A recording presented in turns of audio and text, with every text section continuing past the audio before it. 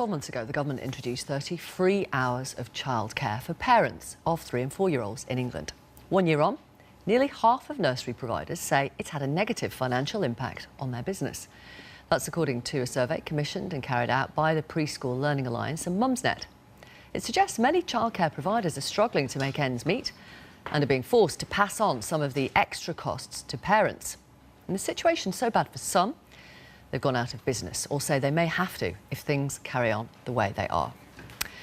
Joining us to talk about this, Neil Leitch, who is the Chief Executive of the Preschool Learning Alliance. They've carried out the research. Also with us, Toby Evans, who is the Director at Sparking Stars.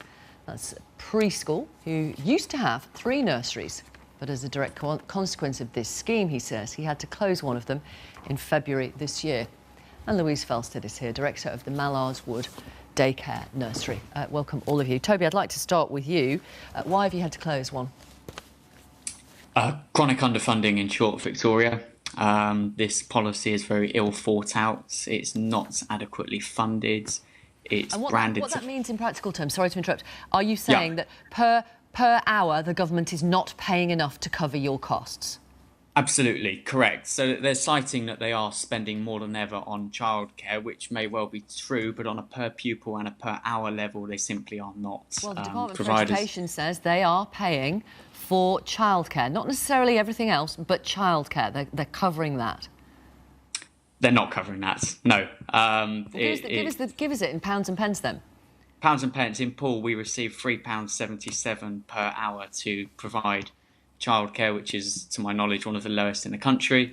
Our cost of provision is around £4.30 per hour. OK.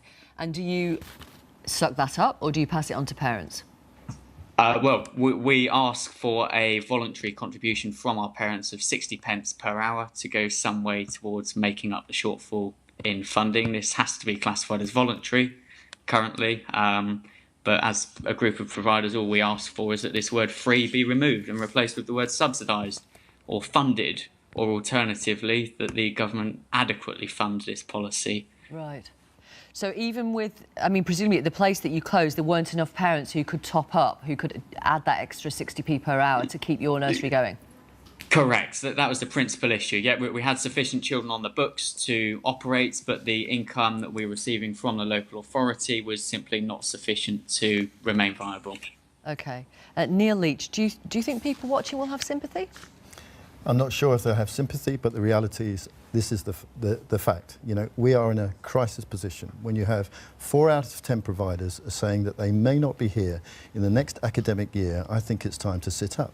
And Toby is, you know, he's a perfect example. He's had to close nurseries. Others up and down the country are doing exactly the same. How many nurseries have closed since this? Well, we don't have statistics, but I can tell you because Ofsted don't record those statistics. Well, how do you know there are nurseries up and down the country? Because I will tell you that on a daily basis, I receive telephone calls, I receive emails. One just last week, 25 years, this particular nursery owner had been in business. She basically operates in an area of deprivation. 90% of her children receive these funded places, as Toby refers to. She now has an 88,000 debt, basically going to close. That's not rare now. I had figures through today in terms of nurseries that are closing in terms of our own membership, going by the wayside, unprecedented. Right. So this isn't imagination, this is reality. Louise Felsted, how have you coped at your place? Well, we've had to make sure that we're able to ask our parents to top up. For the first time in 16 years, last year, I asked parents to pay for meals and snacks and things like that. And that's a challenge for us. And year on year, to cope with pensions, to cope with rate increases, to cope with rent increases, we've had to look at our fee increases for the under 2-year-olds to cater for the funding shortage from the 3 to 5-year-olds. What's the solution? I think the government really need to address the fact that the underfunding is significant. And when people come to us and say, can I take up the free offer, we say it's a funded offer, and the government give, for example, Toby gets £3.77. Redbridge 2 years ago gave £3.19 an hour. They now give £4.70, but we have to top that up. And the reality is we're constantly struggling. So, Neil Leitch, if the government renamed it and said it's not free, it's subsidised childcare, that the practical implication of that is that parents would come knowing that they had to contribute something? Quite. But the reality is that we fund childcare in the UK about 50% of what some of our European counterparts do. And parents need support. I mean, there's no denying that the cost of childcare is high. But if government pays a little amount, then of course parents have to pick up the bill. So if they argue it's free, I would suggest that they should pay the right amount. You cannot make an offer just a few weeks before an election, attract people to vote for you, and then leave the sector to try and work out how it's going to deliver your agenda. That's unfair, it's dishonest, so they have to pay the right amount of money. That's what they said they would do, that's what they should do. OK.